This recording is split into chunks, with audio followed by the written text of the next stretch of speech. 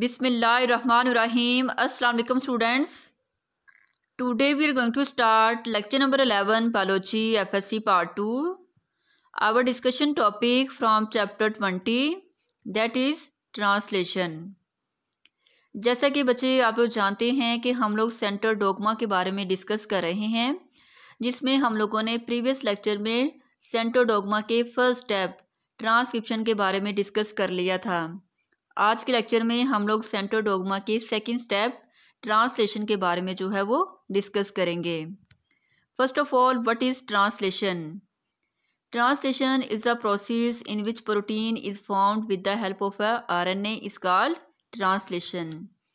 Basically बच्चे क्या होता है कि ट्रांसलेशन जो है ये एक ऐसा प्रोसेस है जिसमें क्या होता है कि आरएनए की हेल्प से क्या किया जाता है, प्रोटीन की फॉर्मेशन की जाती है। आप लोगों ने आरएनए की डिफरेंट टाइप्स को स्टडी किया था, जिसमें क्या थी, मैसेंजर आरएनए, ट्रांसफर आरएनए और राइबोसोमल आरएनए। इन तीनों आरएनए की फॉर्म से क्या किया जाता है कि प्रोटीन बनाई जाती है, तो इस प्रोसेस को हम ट्रांसलेशन कहते हैं। अब आप लोगों को पता है कि बच्चे ये जो प्रोटीन बनाने की इंफॉर्मेशन होती है ये कहाँ होती है, डीएनए के पास होती है।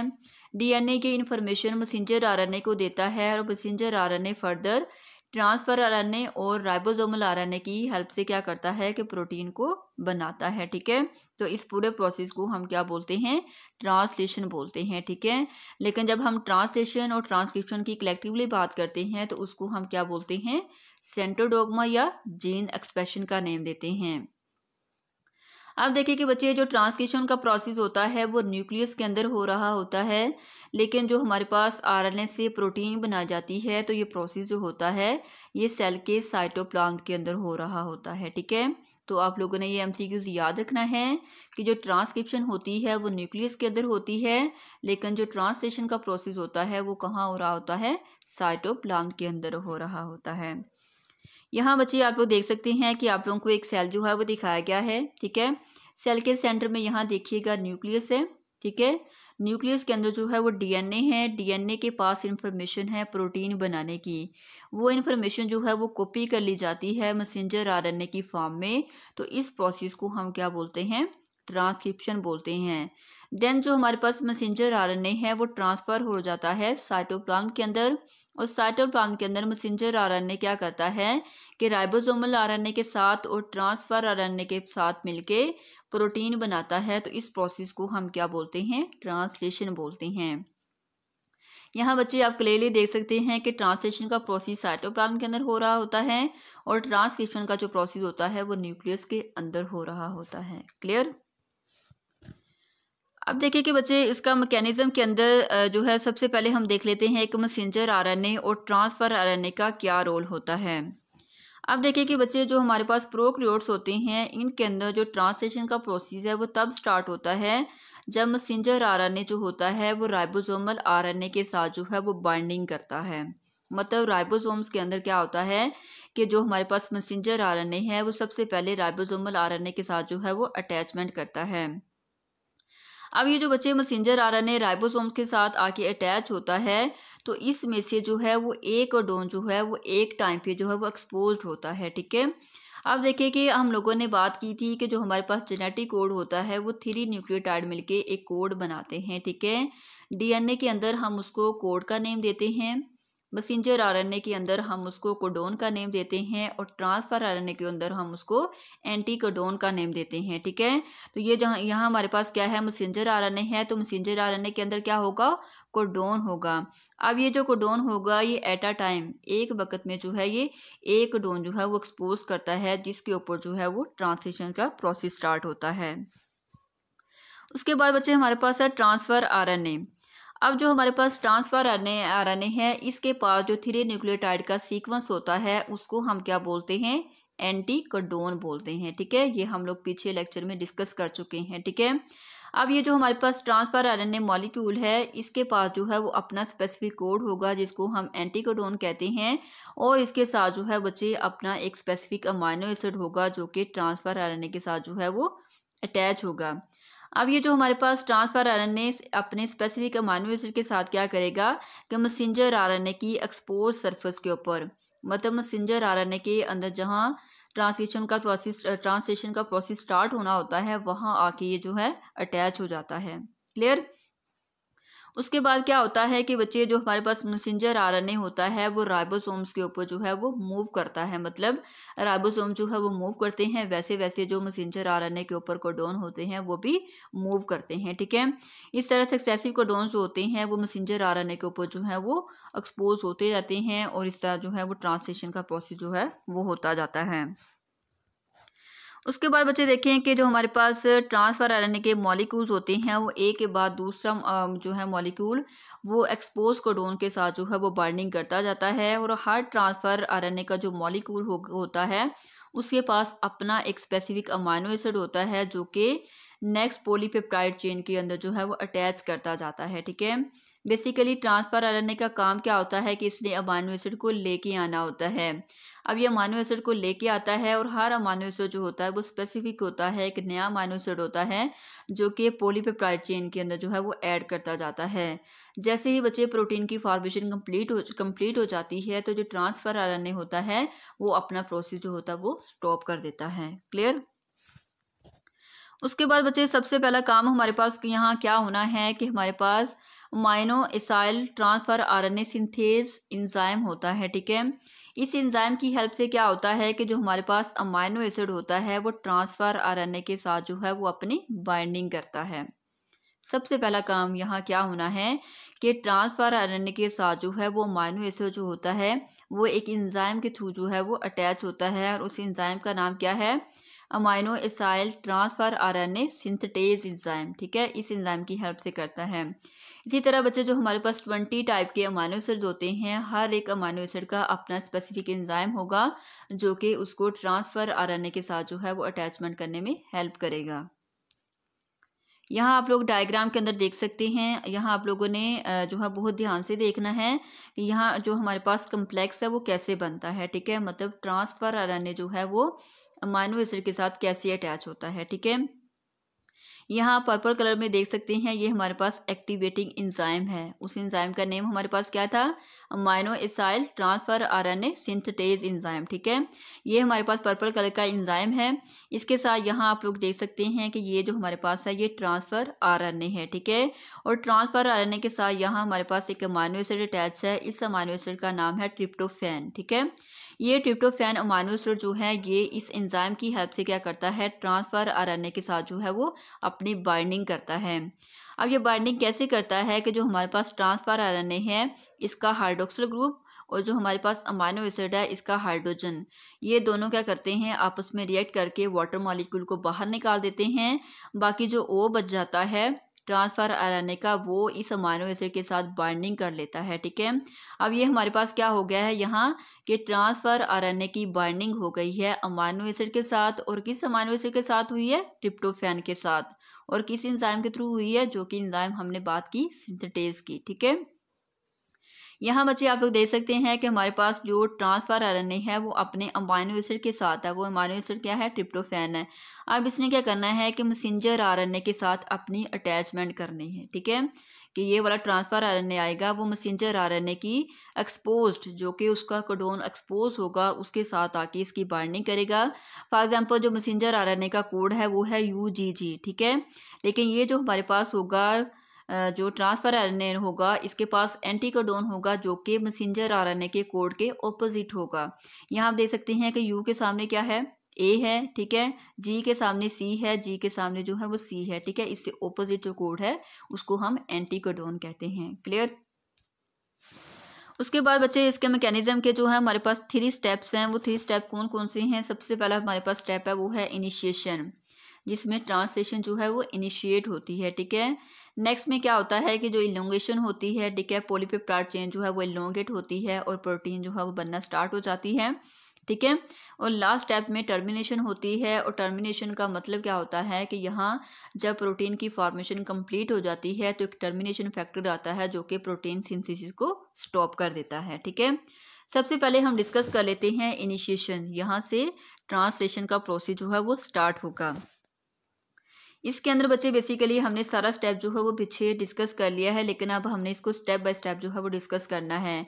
प्रोकैरियोट्स के अंदर क्या होता है कि पॉलीपेप्टाइड सिंथेसिस होती है। पॉलीपेप्टाइड किसको कहते हैं? प्रोटीन को कहते हैं, ठीक है। यहाँ प्रोटीन की फॉर्मेशन होती है, और ये फॉर्मेशन कब होती है? जब इनिशिएशन कम्प्लेक्स बनता है। इनिशिएशन कम्प्लेक्स का क्या मतलब है कि जब ये सारे messenger RNA, transfer RNA, ribosomal RNA जो होते हैं ये बाइंड हो जाते हैं, ठीक है, तो एक कम्प्लेक्स बन जाता है जिसको हम इनिशिएशन कम्प्लेक्स कहते हैं, ठीक है। अब ये यहाँ क्या होता है कि हमारे पास सबसे पहला ट्रांसफर आरएनए मॉलिक्यूल जो होता है, ठीक है, इसके पास अपना स्पेसिफिक अमाइनो एसिड होता है, ठीक है, और वो अमाइनो एसिड कौन सा है? मिथियोनिन, ठीक है, एन फॉर्माइल मिथियोनिन जो है हमारे पास अमाइनो एसिड जो होता है वो ट्रांसफर आरएनए के पास होता है, ठीक है। अब ये जो ट्रांसफर आरएनए जो होता है ये स्मॉल राइबोसोमल यूनिट के साथ मिलता है, पहला काम, ठीक है, कि वो ट्रांसफर आरएनए जिसके पास मिथियोनिन है वो सबसे पहले स्मॉल राइबोसोमल यूनिट के साथ अटैच होगा। उसके बाद बच्चे हमारे पास एक इनिशिएशन फैक्टर आएगा जो कि एक प्रोटीन होती है, ठीक है। इस इनिशिएशन फैक्टर ने क्या करना है कि जो हमारे पास ट्रांसफर आरएनए है इसको राइबोसोमल सरफेस के ऊपर जो है वो पी साइड पे अटैच करना है। एक्चुअली जो हमारे पास राइबोसोम्स होते हैं इसकी 3 साइट होती हैं, ठीक है, उसको आगे जाके हम डिस्कस करते हैं, ठीक है। तो इसकी जो पी साइट होती है इसके ऊपर जो है वो ट्रांसफर आरएनए को अटैच कर देता है, ठीक है। सबसे पहले जो बच्चे इसकी साइट है वो है पी साइट, जिसको हम जो है पेप्टाइड साइट भी कहते हैं।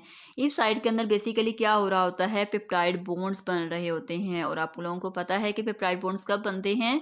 जब एक अमाइनो एसिड दूसरे अमाइनो एसिड के साथ जो है वह लिंक करता है तो उनके दरमियान में जो बॉन्ड बनता है उसको हम पेप्टाइड बॉन्ड कहते हैं, ठीक है।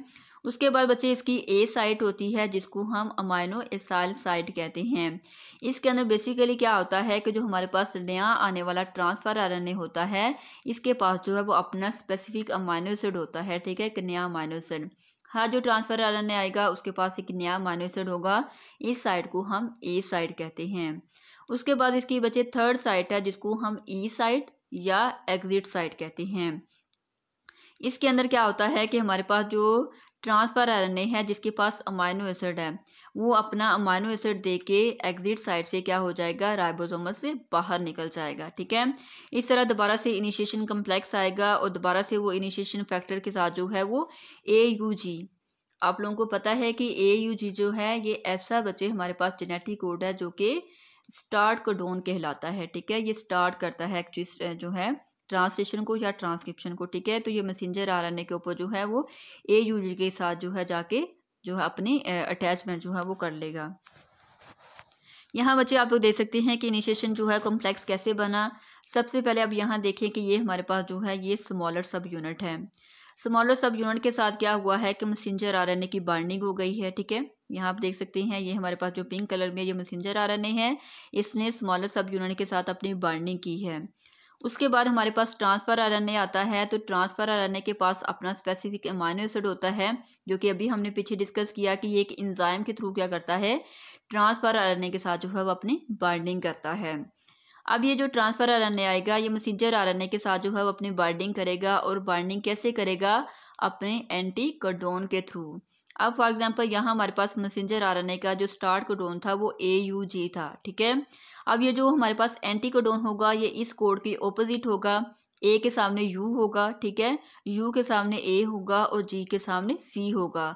जैसे यहाँ आप डायग्राम के अंदर देख सकते हैं कि इस तरह की इनके दरमियान में बॉन्डिंग होगी, ठीक है। उसके बाद क्या होगा कि हमारे पास लार्जर सब यूनिट आएगा, वो इसको आके बाइंड करेगा, ठीक है, मैसेंजर आरएनए को बाइंड करेगा। अब ये जो हमारे पास लार्जर सब यूनिट होता है इसकी 3 साइट होती हैं। एक साइट होती है A साइट, सेकंड इसकी P साइट होती है, और थर्ड साइट इसकी E साइट होती है, ठीक है। सबसे पहला जो ट्रांसफर आरएनए अटैच होगा वो इसकी पी साइड पे होगा, ठीक है। ये बात आप लोगों ने याद रखनी है, ठीक है। ये इंपॉर्टेंट एमसीक्यूज है कि सबसे पहला आने वाला जो ट्रांसफर आरएनए है वो कहाँ आके अटैच होगा? वो पी साइड पे होगा। बाकी जो आने वाले होंगे बाद में वो ए साइड के ऊपर जो है वो अटैच होंगे। क्लियर? उसके बाद बच्चे हमारे पास है इलोंगेशन। इलोंगेशन के नाम से ही बच्चे आपको पता है कि यहाँ हमारे पास जो पॉलीपेप्टाइड चेन होगी वो इलोंगेट हो रही होगी। जितनी प्रोटीन जो है वो रिक्वायर्ड होगी वैसे वैसे पॉलीपेप्टाइड जो है वो भी चेन बढ़ती जाएगी। ठीक है, इसके अंदर क्या होता है कि लार्ज राइबोसोम में जो यूनिट होता है वो ट्रांसफर आरएनए के साथ जो है बाइंडिंग करता है। वो बाइंडिंग कहाँ करता है? जहाँ एक अप्रोप्रिएट एंटी कोडॉन होता है। मतलब देखें कि जो ट्रांसफर आरएनए है, ठीक है, इसका अपना एक स्पेसिफिक एंटी कोडॉन होगा जो कि मैसेंजर आरएनए के साथ जो है वो आके बाइंडिंग करेगा। ठीक है, उसके बाद क्या होगा कि एक प्रोटीन आएगी जिसको हम इलोंगेशन फैक्टर कहते हैं।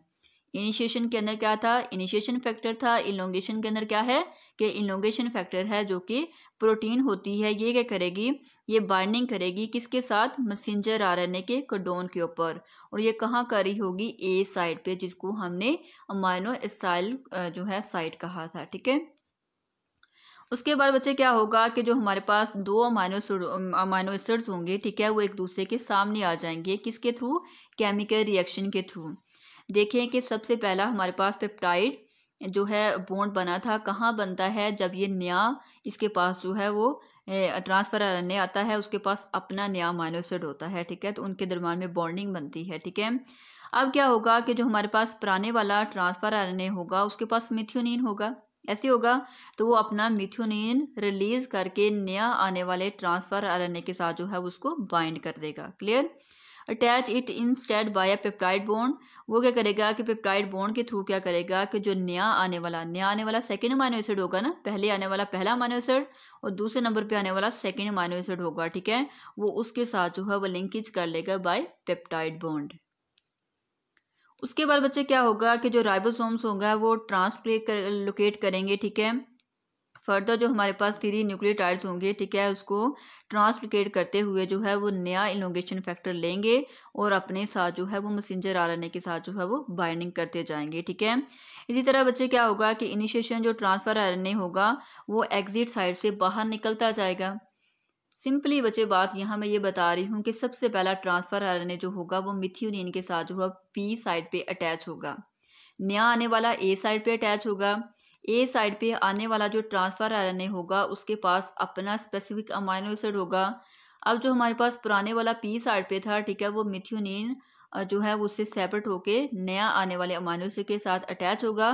तो जो पहले वाला होगा वो खाली हो जाएगा और वो खाली होके क्या करेगा कि वो ई साइड से राइबोसोम से बाहर निकल जाएगा। क्लियर?